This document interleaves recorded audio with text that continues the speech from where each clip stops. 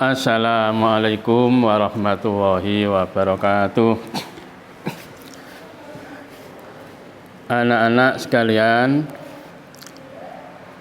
mari kita syukuri kenikmatan yang diberikan oleh Tuhan kepada kita berupa sehat jasmani dan rohani ini. Kesehatan ini mari kita gunakan untuk belajar IPS lagi, yaitu tentang redistribusi pendapatan nasional. Waktu yang diberikan kepada kita supaya dimanfaatkan sebaik-baiknya. Sebelum kita mulai, mari kita membaca basmalah bersama-sama. Bismillahirrahmanirrahim. Kita buka halaman 30 anak-anak, tentang pendistribusian kembali pendapatan nasional atau redistribusi pendapatan nasional. Pengertian redistribusi yaitu pemerataan pendapatan,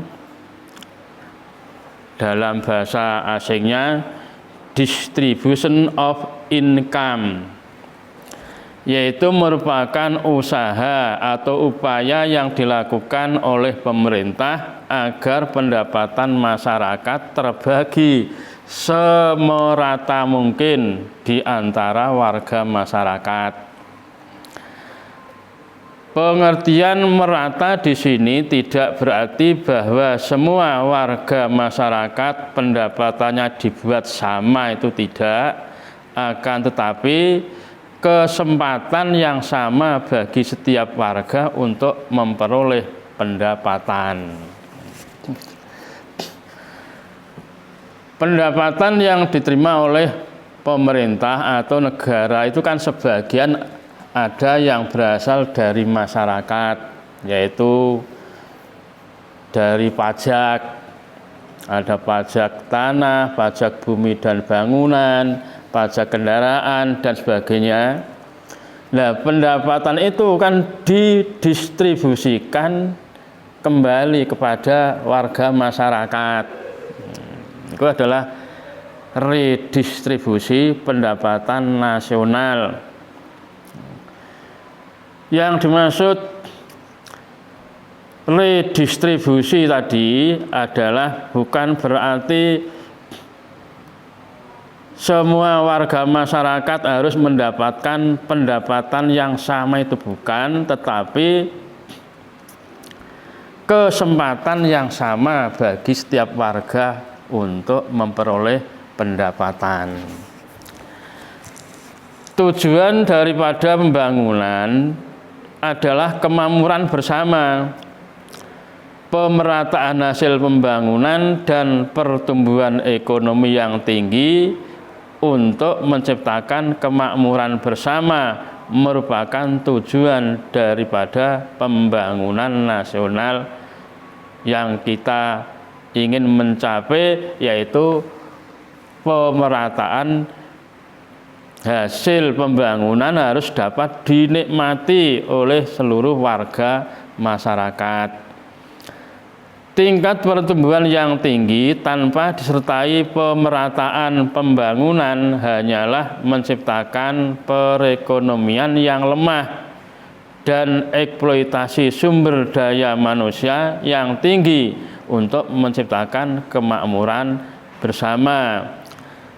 Dari segi pendidikan, Indonesia masih mengalami masalah ketidakmerataan pendidikan. Rendahnya tingkat pendidikan akan mengakibatkan rendahnya produktivitas dan berakibat pula pada rendahnya tingkat pendapatan.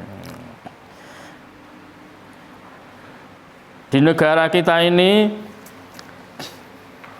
bisa dibilang bahwa pertumbuhan penduduknya itu sangat cepat.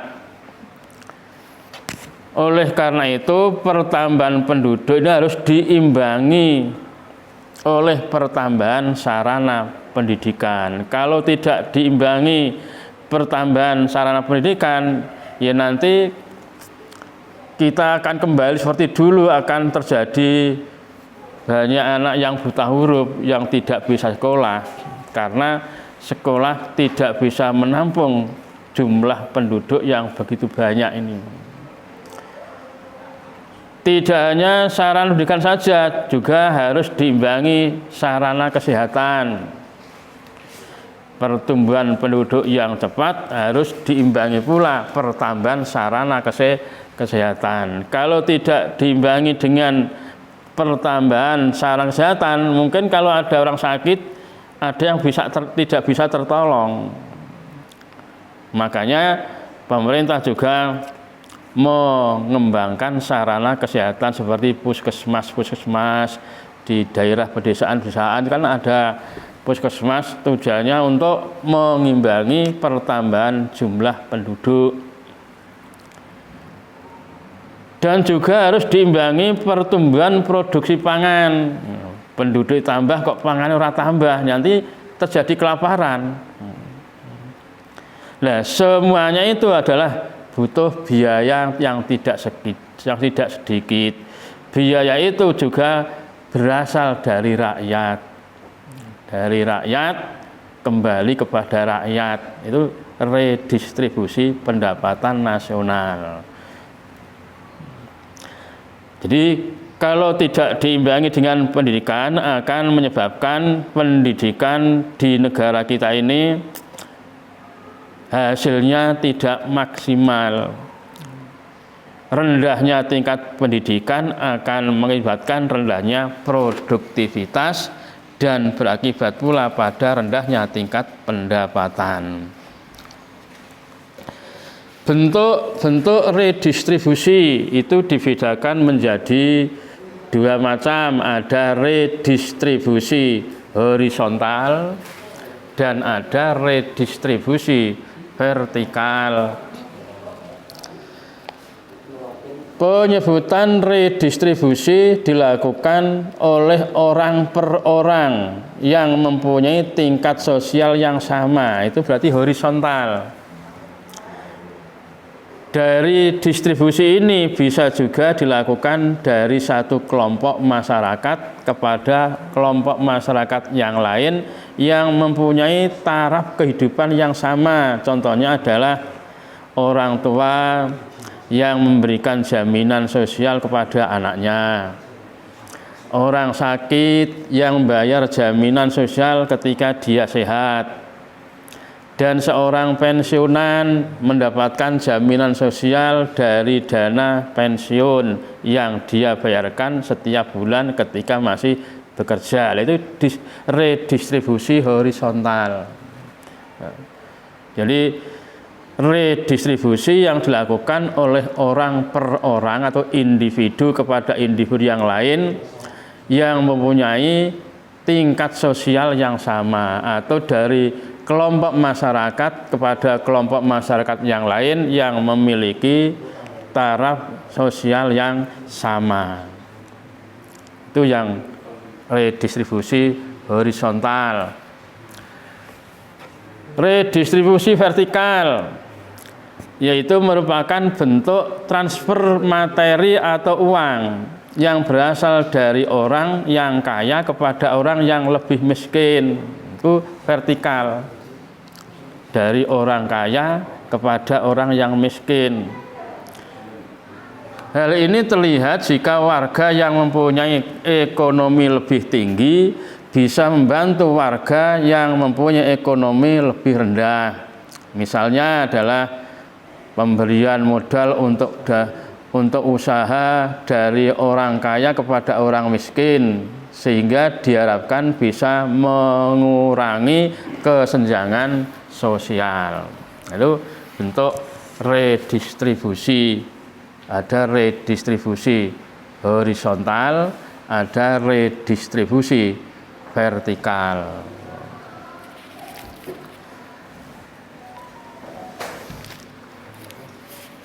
Kemudian program redistribusi untuk pemerataan distribusi pendapatan di Indonesia. Berikut ini program redistribusi untuk pemerataan distribusi pendapatan di Indonesia yang perlu dipahami, yaitu pertama, program pemberian jaminan akses kebutuhan dasar bagi rakyat bawah. Akses kebutuhan dasar, kebutuhan pokok, kebutuhan primer, yaitu yang pertama upaya pemenuhan kebutuhan masyarakat. Praktek ini merupakan praktek dari teknik redistribusi transfer barang dan uang. Pemerintah dapat meningkatkan jumlah produksi bahan pangan diiringi dengan perbaikan infrastruktur pertanian, pengembangan benih-benih unggul, pengembangan teknologi pertanian, dan pemberian insentif bagi petani. Nah, untuk meningkatkan hasil produksi pangan itu bisa ditempuh melalui beberapa macam cara. Ada yang melalui intensifikasi pertanian, ada yang melalui ekstensifikasi pertanian, ada yang melalui mekanisasi pertanian, rehabilitasi pertanian, dan diversifikasi pertanian. Nah, bagaimana meningkatkan hasil produksi pangan dengan cara intensifikasi pertanian itu? Untuk meningkatkan produksi pangan dengan cara intensifikasi, yaitu tanah yang digunakan sebagai faktor produksi, tanahnya masih tetap, tapi caranya dengan menjalankan panca usaha tani, yaitu dengan menggunakan bibit unggul. Bibit unggul itu bibit yang usianya pendek dan hasilnya melimpah, itu bibit unggul. Pengairannya diatur dengan baik, irigasinya, kemudian pemupukan pakai pupuk, kemudian pemberantasan hama, kemudian ada lagi yaitu kemudian pertama itu ada pengairan, irigasinya itu diatur, ada tempat pengambilan air, ada tempat pembuangan air. Kalau bisa mengambil air, kalau tidak bisa membuang air, itu ya tanahnya nanti kesuburannya semakin berkurang. Itu yang pertama, pengairan, pemupukan, pembibitan, pemberantasan, dan yang kelima adalah apa ya? Yang saya bilang itu panca usaha tani itu. Pengolahan tanah diatur, pengolahan tanah dengan menggunakan tenaga mesin. Kalau dulu kan tidak, sebelum mengenal pertanian yang intensif itu masih menggunakan bibit yang lama, usianya panjang. Nah, supaya hasilnya melimpah, ditemukan bibit yang baru, bibit unggul, yang dulu ada istilah VUTW, varietas unggul tahan ureng, ya, itu bisa melimpah sehingga dapat mencukupi kebutuhan pangan penduduk Indonesia. Mereka penduduk itu selalu bertambah, pangannya juga harus bertambah. Itu intensif, meskipun tanahnya masih tetap, misalnya 1 hektar bisa menghasilkan 6 ton padi misalnya. Bagaimana bisa meningkat menjadi 7 ton, 8 ton? Lah itu dilakukan dengan cara menjalankan panca usaha tani. Itu intensifikasi pertanian. Nah, yang ekstensifikasi pertanian, upaya untuk meningkatkan hasil produksi pertanian dilakukan dengan cara menambah luas areal tanah. Nek kepengen produksi pertanian meningkat ya tanahnya ditambah. Asale 1 hektar ya kudu karo 1/2 hektar. Nah, itu dengan cara ekstensifikasi pertanian.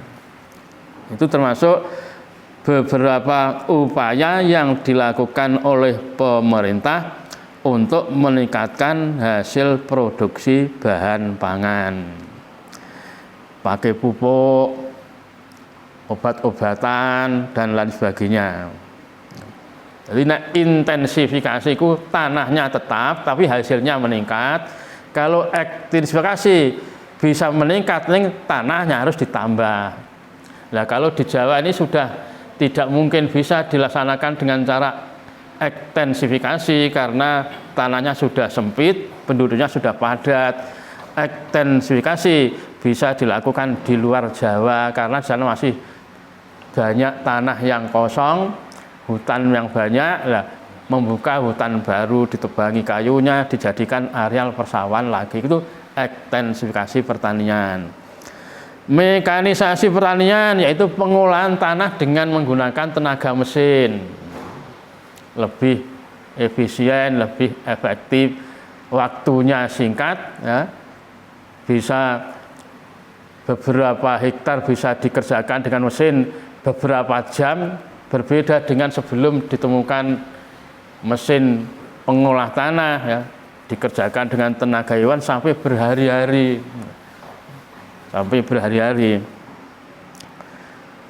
Kemudian ada lagi yaitu rehabilitasi pertanian, yaitu dengan cara mengganti bibit yang lama diganti dengan bibit yang baru. Bibit kalau sudah ditanam sampai berulang kali itu hasilnya makin lama makin menurun. Lah, terus ditemukan bibit yang baru diganti dengan bibit yang baru, ini namanya rehabilitasi pertanian. Itulah diantara beberapa upaya yang dilakukan untuk meningkatkan hasil produksi bahan pangan untuk mengimbangi jumlah penduduk yang selalu bertambah terus ini.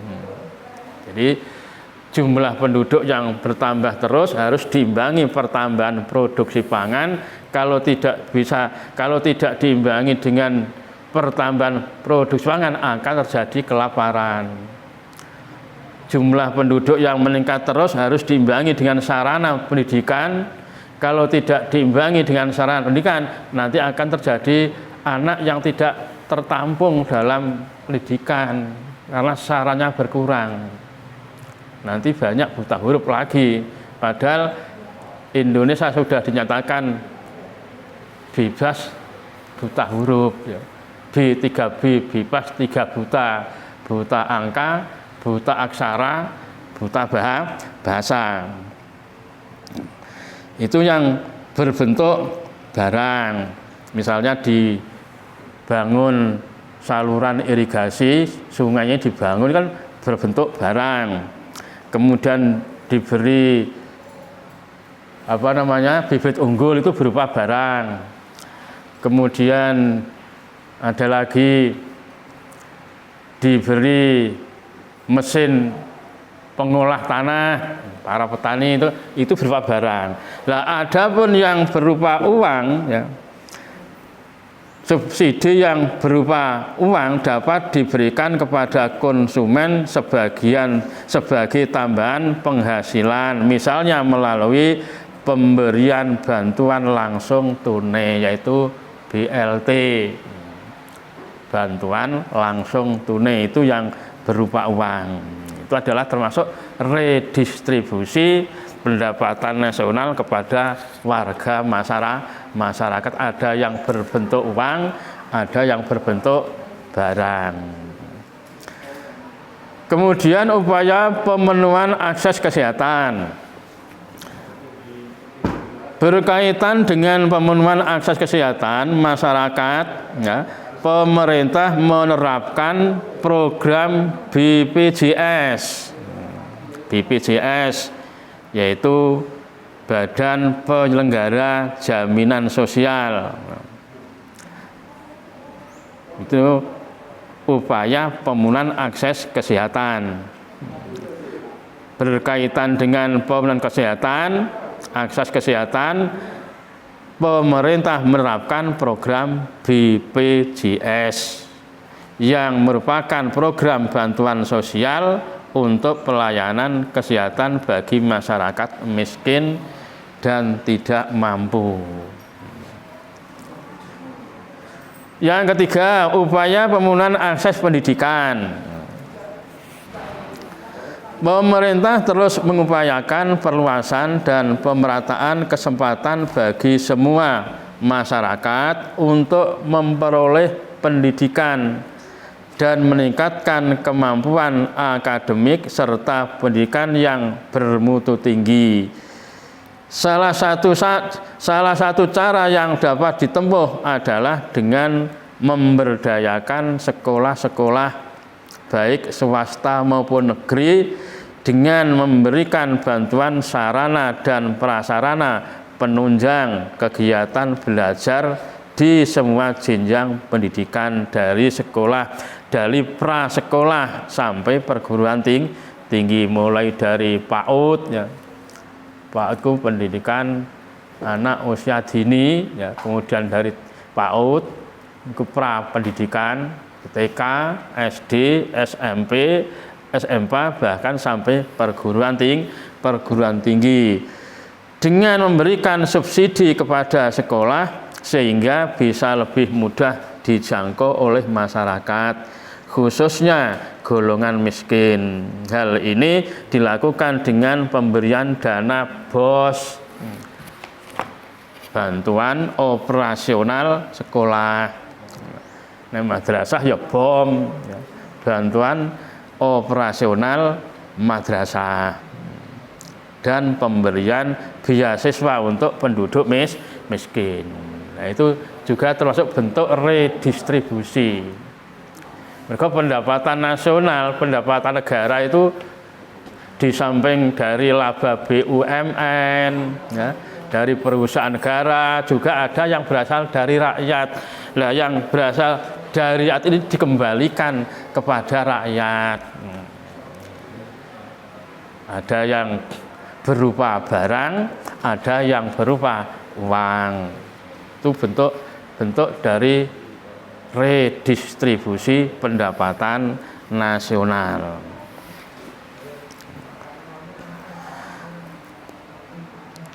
Kemudian yang berikutnya, program kredit lunak dan penjaminan kredit berbasis komunitas.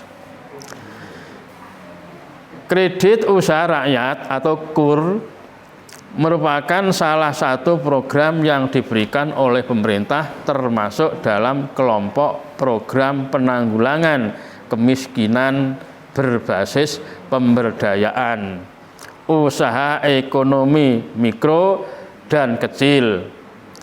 Klaster ini bertujuan untuk meningkatkan akses permodalan dan sumber daya lainnya bagi usaha mikro dan kecil. Kegiatan perekonomian di sektor real dalam rangka penanggulangan dan pengentasan kemiskinan serta perluasan kesempatan kerja. Jadi di samping redistribusi pendapatan nasional dikembalikan kepada masyarakat, ada yang lewat pertanian, ada yang lewat kesehatan, dan ada yang lewat pendidikan, juga ada lagi redistribusi pendapatan nasional yang berupa modal, terutama adalah bagi penduduk miskin, diberi modal agar bisa usaha, bisa meningkatkan kesejahteraan keluarga. KUR adalah skema kredit atau pembiayaan modal kerja dan atau investasi yang khusus diperuntukkan bagi usaha mikro, kecil, menengah, dan koperasi atau UMKMK. Usaha mikro, kecil, menengah, dan koperasi di bidang usaha produktif dan layak, namun mempunyai keterbatasan dalam pemenuhan persyaratan yang ditetapkan perbankan.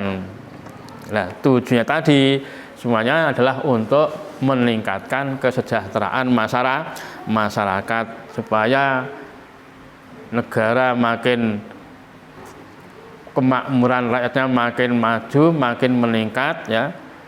Bisa bilang rakyatnya mayoritas yang berada di daerah pedesaan ini rata-rata kan pendapatannya rendah, supaya bisa meningkatkan kesejahteraan setiap keluarga. Kemudian pengembangan usaha atau industri kecil, UKM. UKM adalah singkatan dari usaha kecil dan menengah, merupakan salah satu bagian penting dari perekonomian suatu negara maupun daerah. Begitu juga dengan negara Indonesia, UKM memiliki peranan penting dalam melajunya perekonomian masyarakat. UKM juga sangat membantu negara atau pemerintah dalam hal penciptaan lapangan kerja baru, dan melalui UKM juga banyak tercipta unit-unit kerja baru yang menggunakan tenaga baru dan dapat mendukung pendapatan rumah tangga. Itu UKM, usaha kecil dan menengah. Ini pun juga butuh modal juga. Kalau UKM bisa berkembang, otomatis dapat memperluas lapangan kerja, bisa mengurangi pengangguran. Anak-anak yang masih menganggur butuh lapangan kerja. Dengan adanya program UKM ini, anak-anak yang masih nganggur belum bekerja akan dapat memperoleh pekerjaan, secara tidak langsung akan mengurangi tingkat pengangguran. Karena pengangguran ini kalau dibiarkan tidak ada lapangan pekerjaan, ya nanti negara akan terjadi kerusuhan terus, ya. Terjadi pencurian, terjadi penipuan, terjadi ya, dan macam-macam tindakan kriminal yang lain. Itu adalah karena anak-anak muda nganggur, setiap hari butuh merokok, butuh jajan, tidak punya kerjaan. Nah, makanya pertambahan penduduk harus diimbangi pula pertambahan lapangan pekerjaan. Kemudian pemerintah bekerja sama dengan swasta lokal dan saling untuk menjalankan program Corporate Social Responsibility atau CSR. CSR merupakan suatu konsep atau tindakan yang dilakukan oleh perusahaan sebagai rasa tanggung jawab perusahaan terhadap sosial maupun lingkungan sekitar di mana perusahaan itu berada. Jadi perusahaan yang berada di daerah-daerah yang dekat dengan penduduk ini kan mengganggu. Untuk itu perusahaan pun juga harus punya tanggung jawab kepada masyarakat sekitar. Itu adalah CSR, Corporate Social Responsibility, merupakan salah satu konsep atau tindakan yang dilakukan oleh perusahaan sebagai rasa tanggung jawab perusahaan terhadap sosial maupun lingkungan sekitar di mana perusahaan itu berada. Misalnya melakukan suatu kegiatan yang dapat meningkatkan kesejahteraan masyarakat sekitar dan menjaga lingkungan. Masyarakat sekitar akan terganggu karena adanya perusahaan yang dekat dengan tempat-tempat penduduk ini.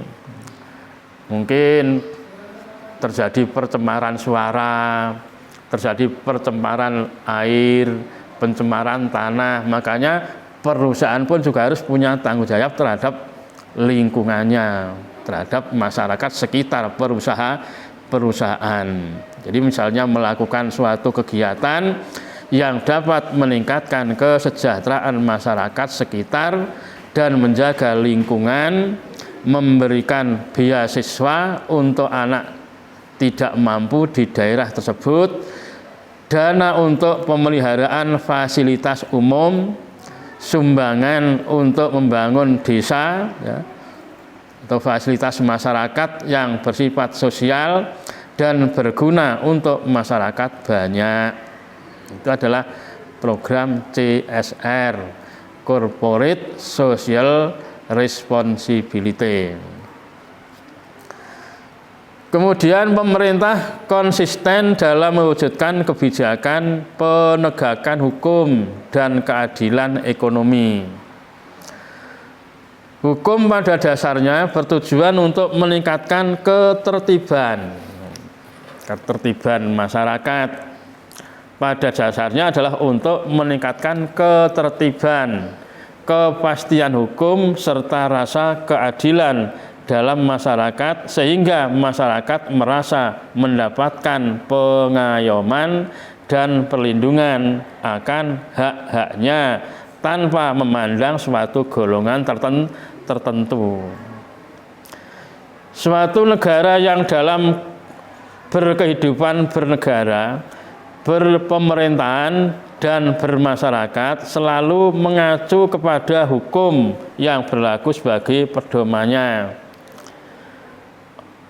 Hukum seharusnya menjadi pedoman bagi setiap manusia yang ada di Indonesia tanpa mengenal status maupun kedudukan manusia dalam masyarakat. Masyarakat kelas bawah, kelas menengah, kelas atas harus diperlakukan sama, tidak boleh dibeda-bedakan. Kalau yang punya kesalahan itu orang kecil diproses dengan proses yang sebenar-benarnya, tapi kalau orang punya masalah ke orang besar misalnya kok tidak ditegakkan hukumnya, itu ya tidak benar, ya harus diperlakukan sama. Semua warga masyarakat harus diperlakukan sama. Hukum harus bisa menjamin bahwa fakir, miskin, dan anak-anak yang terlantar dipelihara oleh negara. Jaminan tersebut tidak hanya terbatas pada tanggung jawab ekonomi, namun juga jaminan sosial dan pemenuhan hak atas bantuan hukum fakir, miskin, dan anak-anak terlantar sebagai warga negara Indonesia. Meskipun tidak secara tegas, jaminan hak atas bantuan hukum bagi fakir miskin maupun masyarakat marginal tersirat dalam konstitusi. Setiap orang berhak atas pengakuan, jaminan, perlindungan, dan kepastian hukum yang adil serta perlakuan yang sama di hadapan hukum dan pemerintahan tanpa membedakan status sosial, tanpa membedakan budaya, ekonomi maupun agama. Jadi semua warga masyarakat diperlakukan sama di dalam hukum.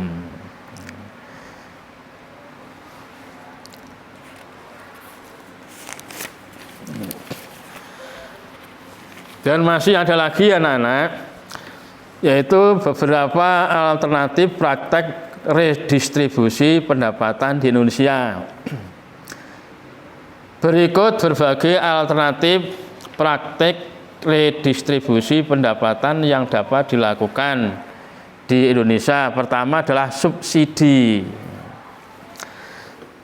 Subsidi pemerintah menjadi sebuah jaringan penting dalam sebuah negara yang berperan sebagai bukti nyata adanya tanggung jawab pemerintah dalam rangka mensejahterakan masyarakatnya.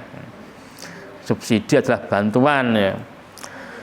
Manusia sebagai pelaku ekonomi tentunya memiliki kemampuan yang berbeda-beda dalam rangka memenuhi kebutuhan. Hal ini tentu saja dapat menciptakan kemiskinan dan ketimpangan secara masif pada suatu wilayah perekonomiannya.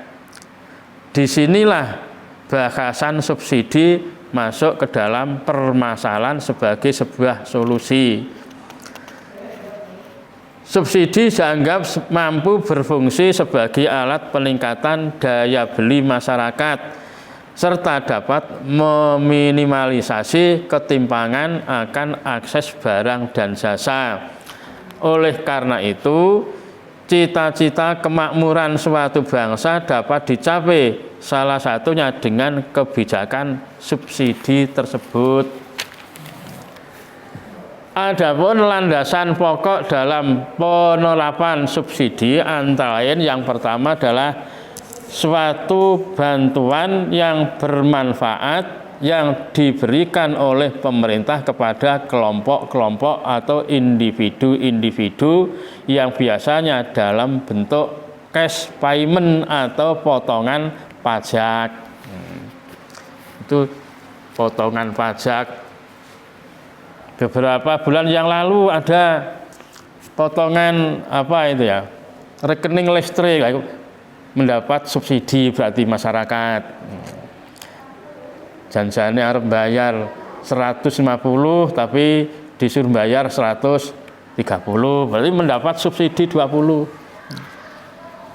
Itu juga berupa bantuan dari pemerintah berupa subsidi.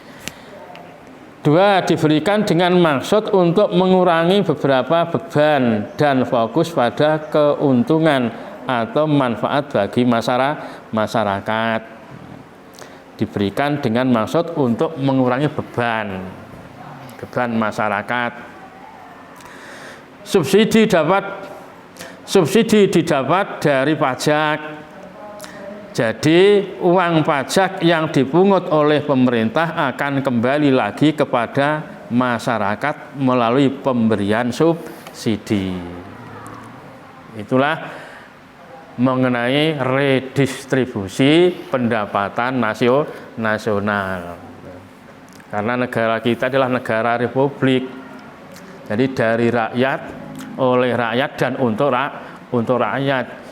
Jadi pendapatan yang diterima oleh pemerintah yang berasal dari rakyat ya, kembali kepada rakyat.